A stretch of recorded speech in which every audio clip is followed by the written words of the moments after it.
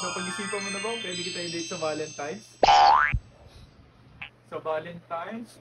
Oo, sige. Kahit mga 10:30 na lang tayo ng gabi, okay lang ba sa'yo? Oo naman, Milet. Kahit anong oras po, basta makasama kita. Ano? Magde-date din sila sa Valentine's pagkatapos na kami mag-date ni Milet? Ayos na sa akin yun. O sige, mga 10:30 tayo ng gabi, Samboy. Yun, excited na ako. Salamat, Milet ha. Paano? Una na ako. Sa Valentine's na lang.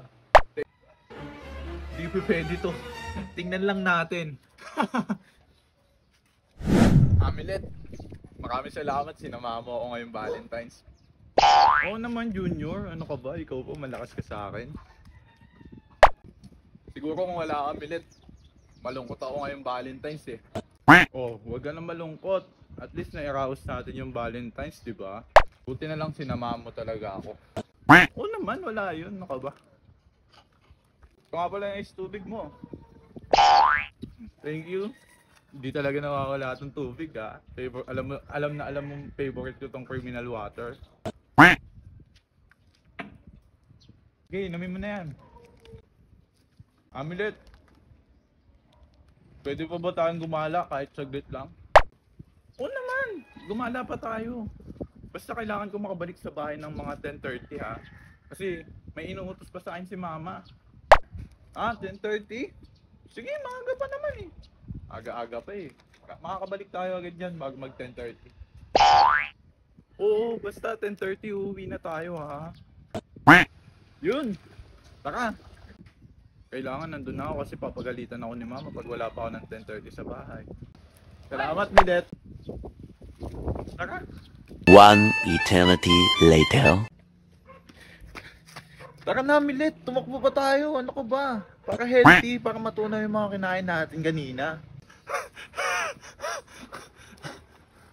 Ano ba, Junior? Gabing-gabi na nagja-jogging pa tayo. Ang lakas ng trip mo, no? Isang ikot na lang to. Ano ka ba? Bilisan mo na. Tara na. Isang ikot na lang? Kanina pa tayo pa ikot-ikot, Junior. Pagod na ako. Ikaw naman, para sa kalusugan din natin to. Para healthy tayong dalawa. At saka usapan natin, di ba? 10:30 lang. Oo, isang ikot na lang to. Tara na. Alas 11 na, Junior. Ano ka ba? 10:30 lang usapan natin. Tara na, bumalik na tayo. Junior! Junior! Iiwanan na kita. Bahala ka sa buhay mo. Milet! Milet! Asan na yun? Kanina pa ako salita ng salita. Wala na pala sa likod ko. Iniwan na ako.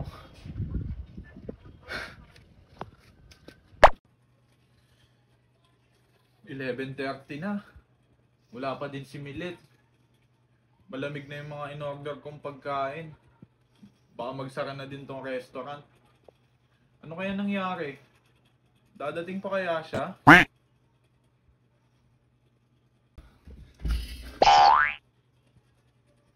Oh, Milet! Buti naman dumating ka. Sorry, Samboy. Na-late ako. Nag-jogging pa kasi ako eh. Pasensya na ha. Ayos lang. Ang importante nandito ka na, Milet. Kala ko hindi mo na ako sisiputin eh. Tara, kain tayo. Naku, Samboy. Busog pa ako. Pasensya ka na. Ganun ba, Milet? Sayang naman. Ang dami ko pang in-order.